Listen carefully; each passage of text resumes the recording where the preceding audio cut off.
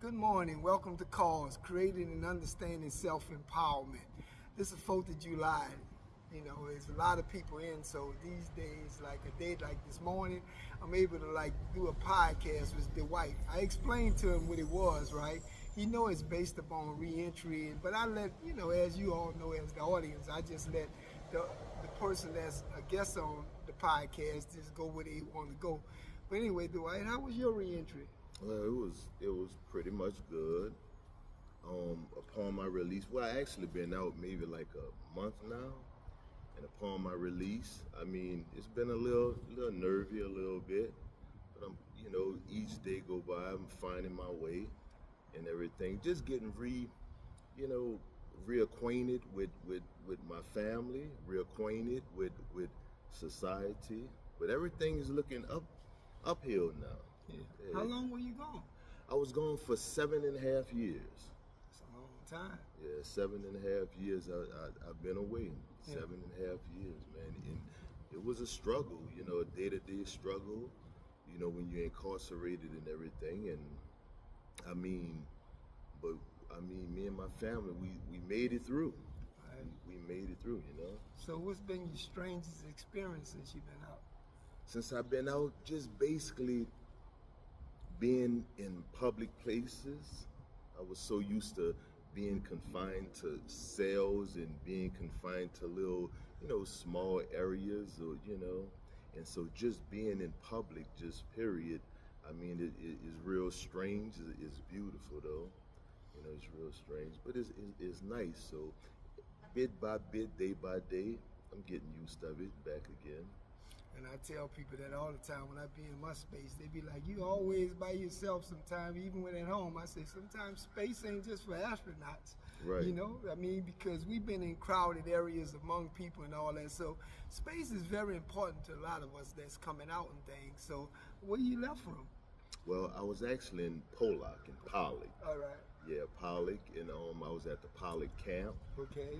Yeah, so I was over there for I stayed in the parish for 5 years just fighting the charges, and I actually went to trial. That was I was incarcerated 2016, then I went to trial 2019.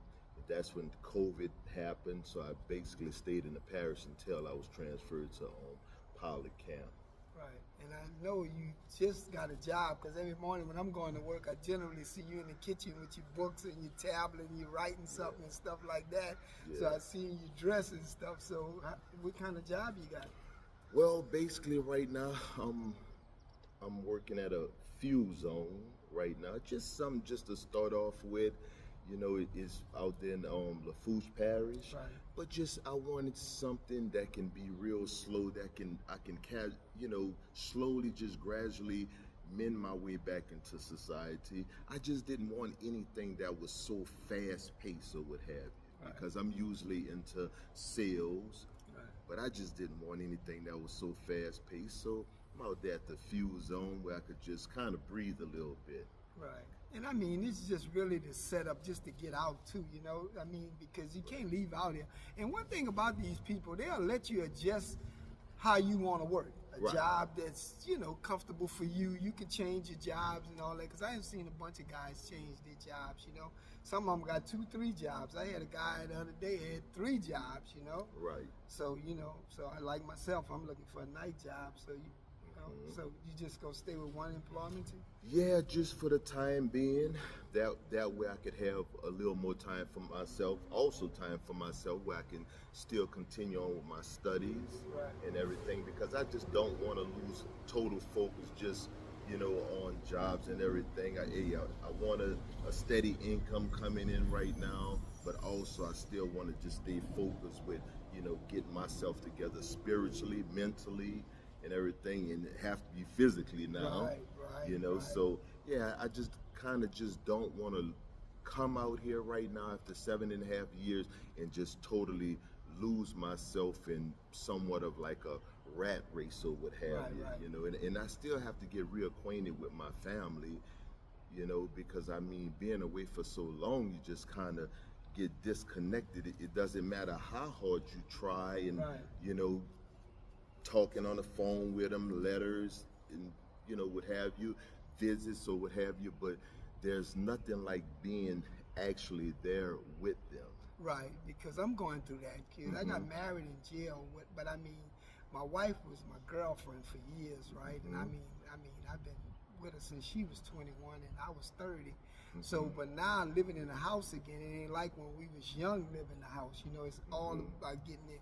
And then sometimes you got to realize marriage life bring marriage problems. So, so you got to learn everything that you're doing. You know, in every relationship, it's a growth process. Even like being out here, you know. That's right. So you got to, you know, familiarize yourself with it, how you gonna do things, because, you know, like I tell people, you know, sometimes you gotta work. You know, that's the only way your plan's gonna work. You know, so with that, you know, it's like anything else you like to add?